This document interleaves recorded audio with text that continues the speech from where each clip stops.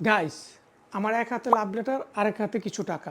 কি ভাবছেন এগুলো আমি কিভাবে পেলাম? বলছি।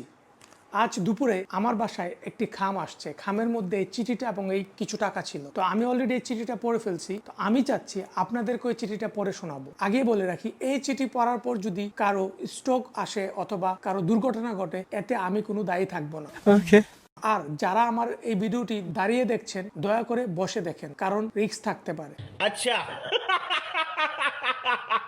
তাহলে শুরু করা যাক। প্রিয় জয় বুয়া, আমি তোমাকে কত ভালোবাসি তা তোমাকে বলতে বোঝাতে পারবো না। তুমি আমার হৃদয়ের ভিতরে, তাই তোমাকে ভুলতে পারি না। তুমি শুধু একটা গেঞ্জি আর জিন্সের প্যান্ট পরে ঘুরো, সেটা দেখতে আমার ভালো লাগে না। তাই বড় বাড়ির জুমান এর টাকা চুরি করে তোমার জন্য 3000 টাকা পাঠালাম।